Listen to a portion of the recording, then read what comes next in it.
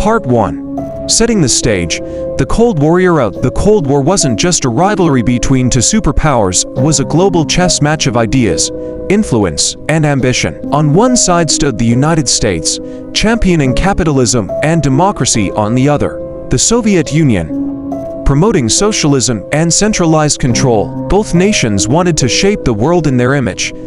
But what drove the US to push the Soviet Union to the brink of collapse? To understand this, we have to explore the tangled web of politics, economics, and strategy during one of the tensest periods in modern history, a time when every move on the global stage mattered. Part 2. Clash of ideas. The real battle was ideological. The United States represented free markets, personal freedoms, and democratic governance. Meanwhile, the Soviet Union stood for a centrally planned economy, one-party rule, and a vision of a classless society. This clash of worldviews fueled every policy, every decision. The US wasn't just competing militarily, it wanted to prove that its system was superior. And wherever the Soviets tried to extend their influence, America stepped in, ready to counter it. Part 3. Global power plays. From Eastern Europe to Asia and even Latin America, the Soviet Union cast a wide shadow. The United States knew that letting this influence go unchecked could threaten its own position. The doctrine of containment wasn't just a policy, it was a strategy to keep Soviet ambitions in check. America's goal wasn't only to win battles, but to shape a world that aligned with its political and economic interests. Every alliance, every aid package, every intervention was part of a bigger chess game. Part 4. Economic pressure points. The Soviet economy was showing cracks.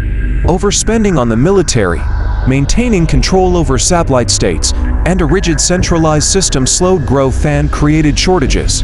The United States knew how to exploit these weaknesses, using economic leverage, sanctions, and global market influence to push the Soviet system to its limits. Slowly but surely, these pressures magnified the strain on a system that was already teetering on the edge. Part 5. The power of ideas and media. Information became a weapon. Radio broadcasts, cultural exchanges, and propaganda campaigns exposed Soviet citizens to the world outside the Iron Curtain. By highlighting freedom, prosperity, and opportunity in the West, the US chipped away at the image of an invincible Soviet state. People began to question the legitimacy of their leaders. The psychological impact was profound. These were the seeds of change, planted quietly but effectively. Part 6. Gorbachev. Reform and opportunity. Mikhail Gorbachev's rise brought hope, but also unexpected vulnerabilities. Glasnost, the policy of openness, encouraged public debate and criticism. Perestroika, restructuring, aimed to modernize the economy, but the reforms exposed inefficiencies and corruption, weakening central control. The United States recognized the opening, encouraging dialogue, observing closely, and subtly nudging pressures that would accelerate internal tensions. The contrast between the wealth of the West and Soviet stagnation became undeniable, inspiring citizens to envision a different future. Part 7. The U.S. Playbook. The U.S. approach was multi-layered. It wasn't just diplomacy, it was a combination of economic strategies, military pressure, ideological influence, and discreet support for reformist voices. Washington's goal wasn't immediate collapse, it was creating conditions where the Soviet system would be forced to confront its weaknesses. Every investment in technology, every promotion of Western values, every covert operation was part of a deliberate effort to widen the gap and hasten the unraveling from within. Part 8. Catalysts of change. Certain events acted as accelerators. The Soviet war in Afghanistan drained resources and morale. Economic stagnation and falling oil prices intensified internal pressures. Meanwhile, citizens across Eastern Europe, inspired by democratic ideals and bolstered by Western support, began to challenge Moscow's authority. The fall of the Berlin Wall in 1989 wasn't just symbolic, it was a loud announcement that the Soviet grip was slipping, and nothing would stop the momentum of change. Part 9. Economic weakness in focus. Perhaps the most fundamental vulnerability of the USSR was economic inefficiency. Central planning led to shortages, mismanagement, and technological lag. The United States exploited these weaknesses through economic intelligence, influencing global markets, and strategic financial policies, creating additional strain. The result: a population increasingly aware of its hardships compared to the prosperity beyond the Iron Curtain, fueling frustration and urgency for reform. Part 10.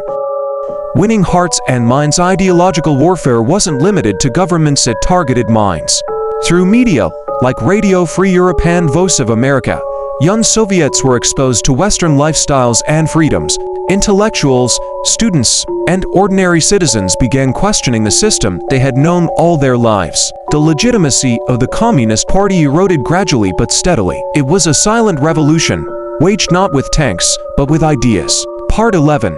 Quiet influence. The US didn't stop at broadcasts. Covert operations quietly supported dissidents and reformers, offering training, resources, and moral support.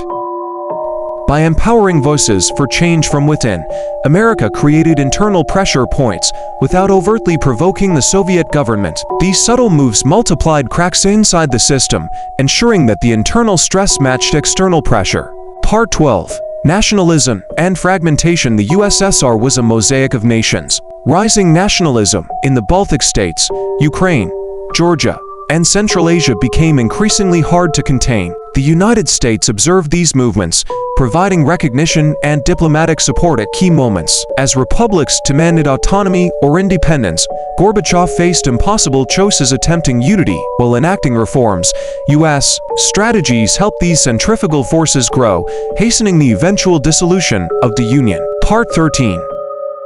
Global economic shifts. International markets weren't neutral in this story. The 1980s saw falling oil prices and technological gaps that hit the USSR hard. The US, through diplomacy and market influence, amplified these pressures. Trade agreements, financial policies, and global economic intelligence created a feedback loop, weakening the Soviet economy, increasing political instability, and fueling public dissatisfaction. Part 14. The final stretch. By the late 1980s, the Soviet Union was under enormous pressure.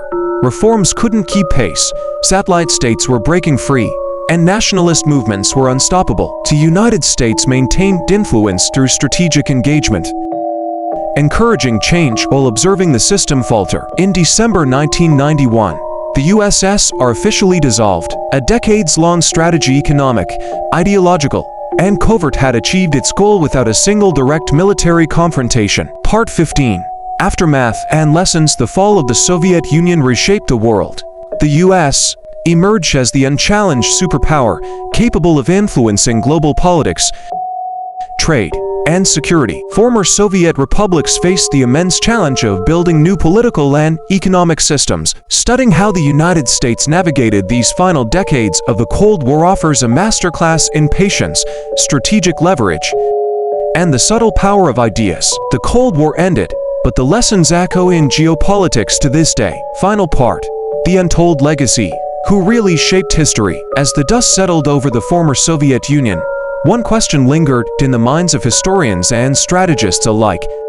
How much of this collapse was inevitable, and how much was carefully guided from afar? The United States had not fired a single missile into Moscow, yet its influence through ideas, economics, and covert actions had reshaped the fate of a superpower. The story of the Soviet collapse is not just about tanks or treaties. It's about patience, strategy, and the quiet power of influence. Every broadcast that reached a Soviet citizen, every secret operation that supported reformers, every economic move designed to expose systemic weakness, these were the invisible forces that nudged history itself. And here lies the intrigue.